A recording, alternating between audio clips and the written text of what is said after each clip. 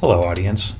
In this video I'm going to show you the 2024 Signal Hill Model T Hill Climb put on by the Long Beach Model T Club. Now if you're not familiar with this event, the Long Beach Model T Club used to have an annual hill climb event in the city of Signal Hill on a street appropriately named Hill Street, because for about a tenth of a mile it has about a 22% grade, which is a considerable challenge for a stock Model T. And this was a competition.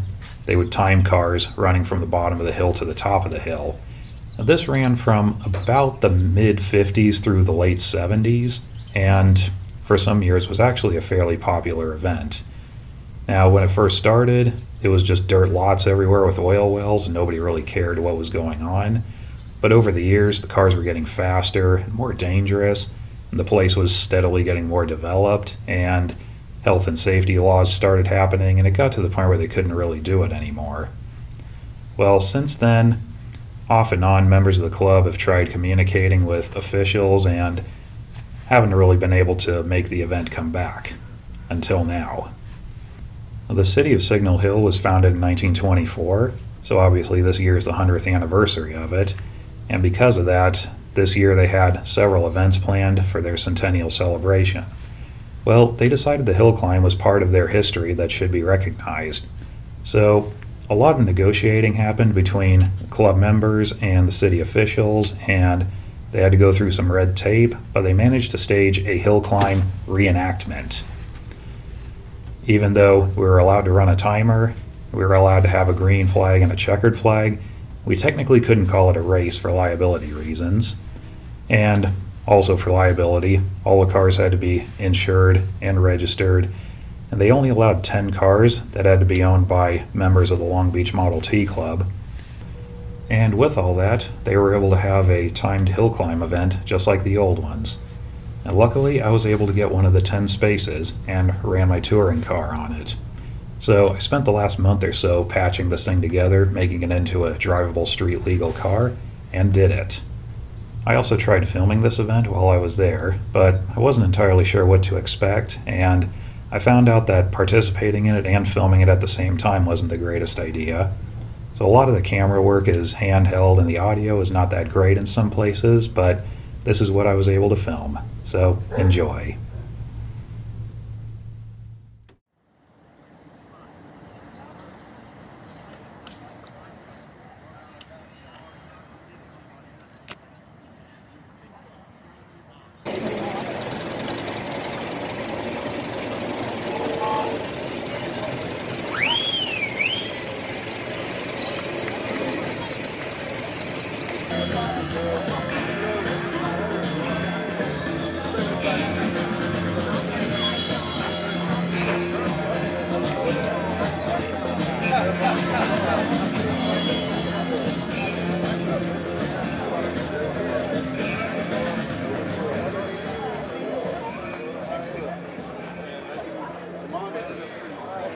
Have you done this before?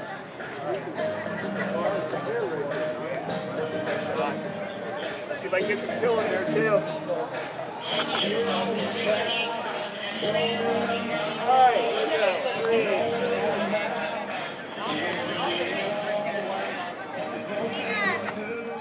3. The event holds a unique place in the history of our city, and it's an honor to have all of you to share in this historic day. As we commemorate Signal Hill's centennial year, it's fitting that we bring back an event that is woven into the fabric of our past. The hill climb was more than just a race. It was a defining moment that helped shape the identity of Signal Hill. Long Beach before this, the city had already made its mark in motorsport history with the famous Model T races, which earned Signal Hill a reputation that has endured through the years. We are incredibly grateful to Signal Hill Petroleum, the proud sponsor of today's event, for their generous support and dedication to making this reenactment possible. Their partnership reflects the strong ties that exist between local businesses and our community, and we couldn't have done without them. I also want to extend sincere appreciation to the Long Beach Model T Club They have played such an integral role in the planning and execution event. We can't thank them too much. Engines get started. You can say with me, ladies and gentlemen, start your engine!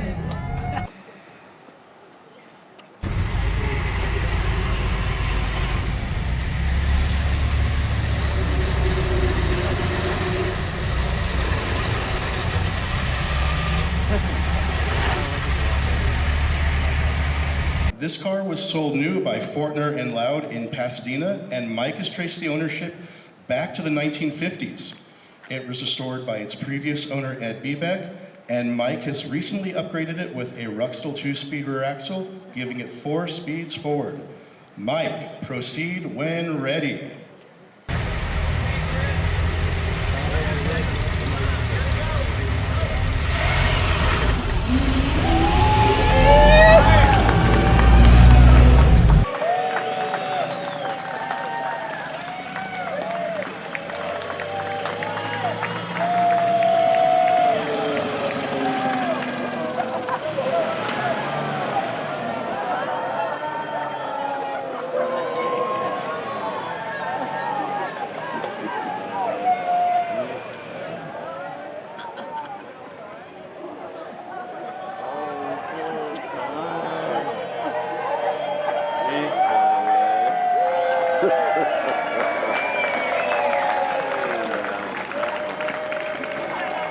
Mike made it up the hill in 44 seconds and 1,700.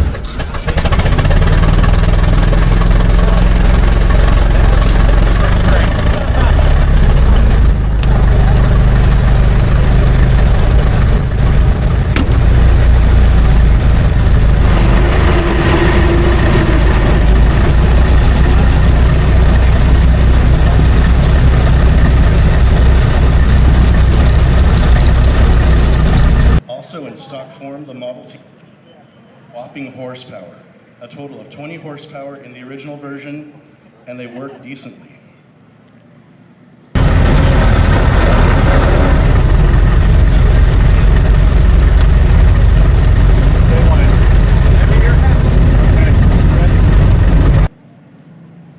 Our second car, car number 2, is a 1913 touring car.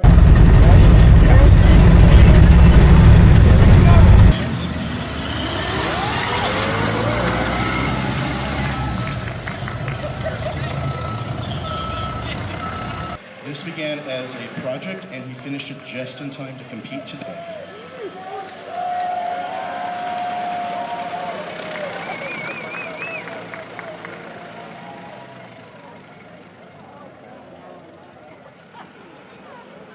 Here we go!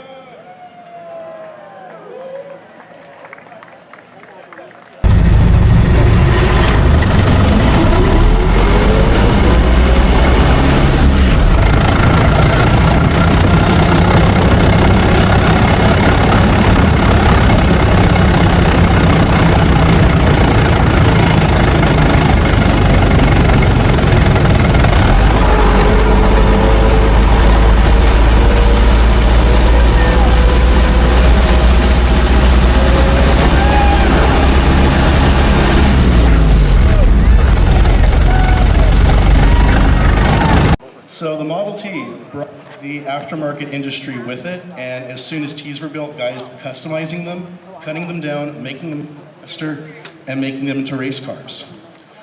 Car number 3 is a 1914 Speedster, and this car was done in homage of early race cars.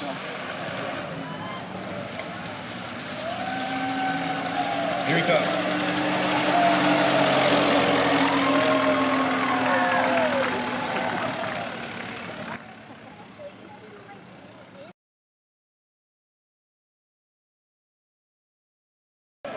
Here comes car number 4, a 1912 Torpedo Roadster. A sporty body style features a weight windshield, shallow doors, and an exposed gas tank, and he has made it go fast.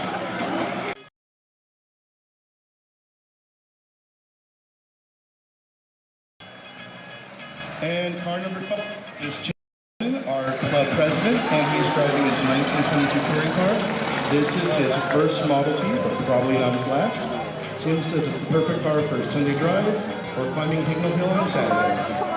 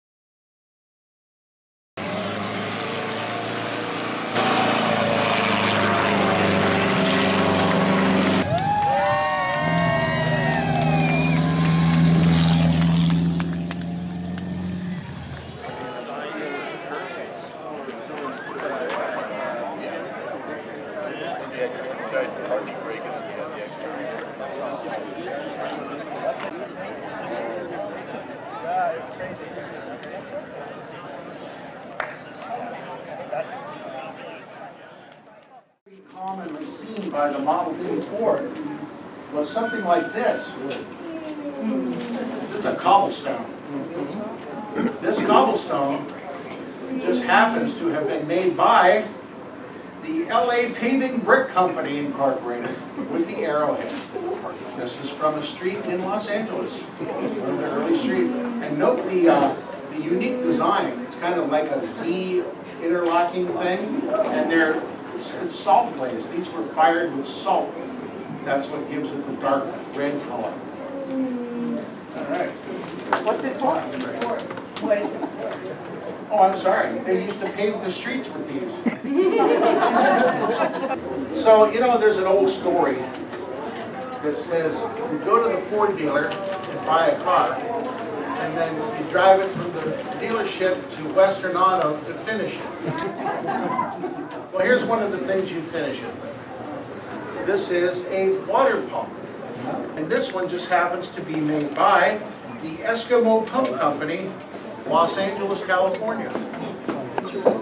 And then, of course, there's the ever-present hill climb poster. This particular one happens to be from 1972. And it also states that it's the 16th annual. So there's living proof of when the first one was. And if you do a little math, it'll tell you it's 57. So, there you go. Jeff, you got anything to add, please? Sure, I'll talk a little bit about the hill climb itself.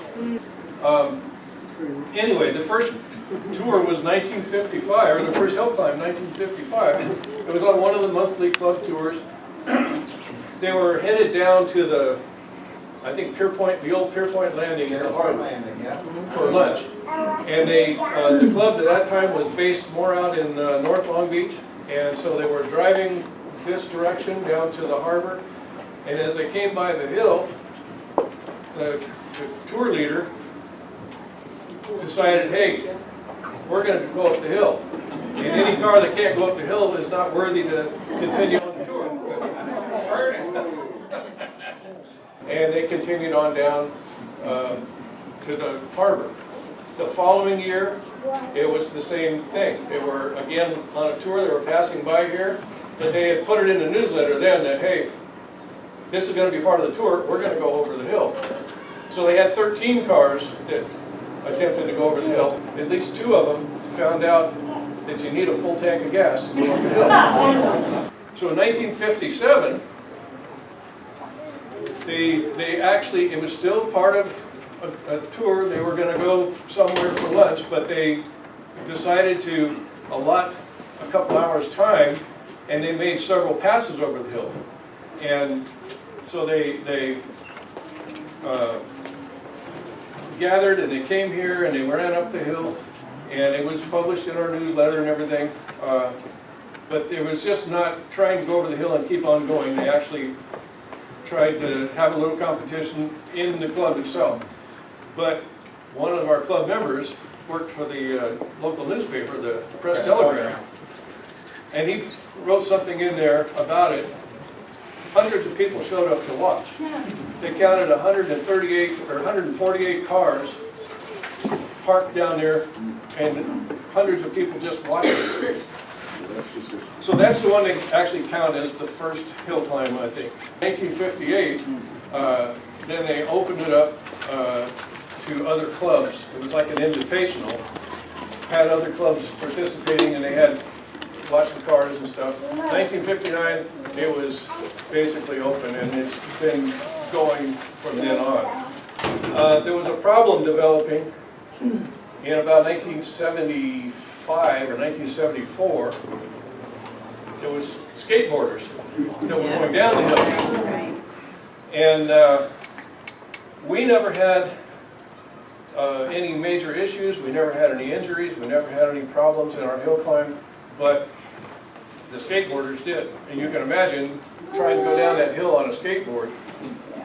They made it about halfway down, and then they fell off, and the skateboard went flying off into the crowd, and people were getting injured and stuff. And just like our competition that started out with stock Model Ts trying to go over the hill, turning into people building competition cars that go faster and faster, up to 7 seconds. The skateboarders are doing the same thing. Next year they return with longer skateboards. Some of them would lay down on them, go down on their knees, go down head first, feet first.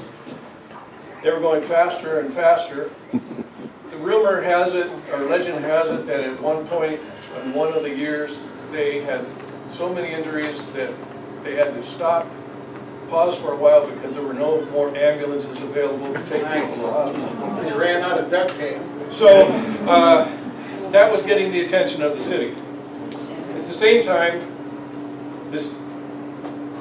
our cars going faster and faster. We were starting to get concerned, and because of the skateboarders, the city was getting concerned. Our cars would come up the hill, and right about in this area, they would make a turn, and we'd go back down through the oil wells here back to the bottom. The cars were getting so fast that when they came over the top of the hill, they couldn't make this turn. And they were having to go all the way up here to the stop sign and turn around and come back. So in 1978, we had to change the rules. We outlawed all those super modified cars. Part of this property is in Long Beach. Part of this property is in Signal Hill. Part of it was owned by Atlantic Richfield. Part of it was owned by Shell. All 4 of them wanted different things, and we were having a lot of trouble securing that. They finally, I think, secured it. It was scheduled. They were supposed to have a 1980 hill climb. Then we got sued by somebody. It's the club and the city of Signal Hill were being sued by somebody who was upset that we had changed the rules and their car didn't qualify again. I think 1981, they attempted again, couldn't do it. I believe about 1985 or 1986, the idea came up again, couldn't do it. So 1979 was the last year. And plus the houses, the people that live around here and everything, insurance regulations, all kinds of things. There's all kinds of reasons that we can't do this anymore on this hill. And it's really great that this city wanted to do this and let us do this today, and we thank the city for that. We're glad to put on this demonstration. But in true Model T hill climb fashion, we have some awards. And this is a coil, ignition coil. So I've learned a little bit. So each racer, we'd like to present them with an ignition coil and a dash plaque. A dash disc. A dash disc. So for each of their cars. And here are the awards.